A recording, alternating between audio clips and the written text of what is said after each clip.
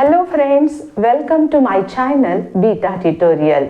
आज इस वीडियो में हम एक्सपोनेंट के डिफरेंट लॉज देखेंगे and what is mean by exponent भी देखेंगे। तो पहले हम डेफिनेशन से स्टार्ट करते हैं। तो what is mean by exponent?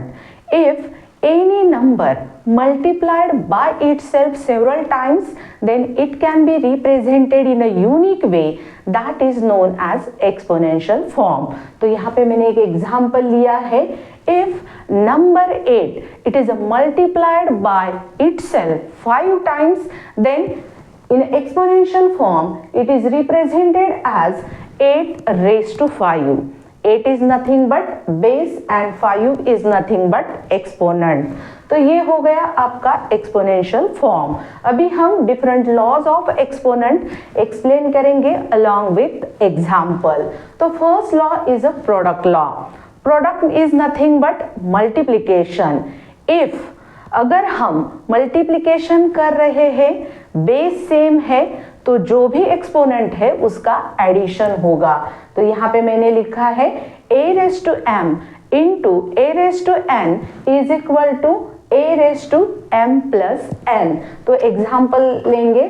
Suppose मैंने ले लिया 2 raised to 3 into 2 raised to 5 is equal to 2 raised to 8। तो यहाँ पे क्या हो गया? बेस 2 है एंड एक्सपोनेंट यहाँ पे 3 है, यहाँ पे 5 है। तो प्रोडक्ट लॉ है, मल्टीप्लिकेशन कर रहे हैं तो एक्सपोनेंट की एडिशन हो गई। तो आंसर मेरा क्या आया? 2 raised to 8। तो ये हो गया product law. Next law is a quotient law.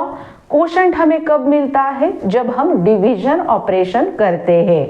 तो यहाँ पे अगर बेस सेम है और डिवीजन ऑपरेशन कर रहे हैं तो एक्सपोनेंट की सब्ट्रैक्शन होगी। यहाँ पे लिखा है मैंने a raised to m upon a raised to n is equal to a raised to m minus n। Example लेंगे। Suppose 2 raised to 5 upon 2 raised to 3 is equal to 2 raised to 2। तो 5 minus 3 कितना हुआ? 2 हुआ। तो answer क्या आया? 2 raised to 2। तो ये कोशेंट लॉ हो गया। Next is a power law. अगर पावर की पावर है तो पावर का मल्टीप्लिकेशन होता है। यहाँ पे देख लेना a raised to m raised to n है, तो यहाँ पे मैंने क्या लिखा है? a raised to m into n। Example लेंगे। Suppose 2 raised to 3 raised to 4, तो आंसर क्या आया? 2 raised to 12। तो यहाँ पे जो 3 and 4 पावर है उसका मल्टीप्लिकेशन हो गया और आंसर 2 raised to 12 आ गया। तो ये हो गया हमारा पावर लॉ। अभी हम देखेंगे पावर ऑफ प्रोडक्ट लॉ। तो इस केस में क्या है? बेस डिफरेंट है लेकिन एक्सपोनेंट एक ही है। तो मैंने क्या किया? जो भी बेस डिफरेंट है उसको सेपरेट एक्सपोनेंट दे दिया।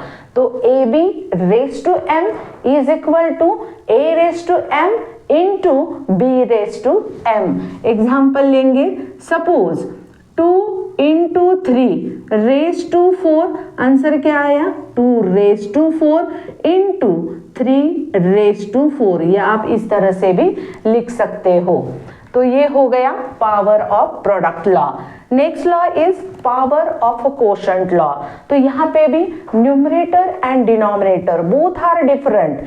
a and b these are letters, these letters are different। तो न्यूमरेटर एंड डिनोमिनेटर डिफरेंट है लेकिन एक्सपोनेंट एक ही है।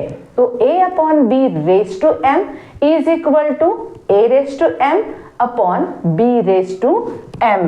तो यहाँ पे मैंने क्या किया? जो एक्सपोनेंट था मैंने न्यूमरेटर को सेपरेटली दे दिया और डिनोमिनेटर को भी सेपरेटली दे दिया। एग्जाम्पल देखेंगे। 2 upon 3 raised to 5 is equal to 2 raised to 5 upon 3 raised to 5। तो यहाँ पे जो एक्सपोनेंट था वो मैंने डिफरेंट न्यूमरेटर एंड डिनोमिनेटर को दे दिया। Next law is negative exponent law. अगर एक्सपोनेंट मेरा निगेटिव है तो इस केस में a raise to minus m, तो वो मैंने क्या किया, पॉजिटिव किया। किस तरह से किया, 1 upon a raise to m करके। Example, suppose 2 raise to minus 3 is equal to 1 upon 2 raise to 3। तो इस केस में एक्सपोनेंट निगेटिव था तो वो पॉजिटिव हो गया। तो ये हो गया हमारा negative exponent law. Next is zero exponent law.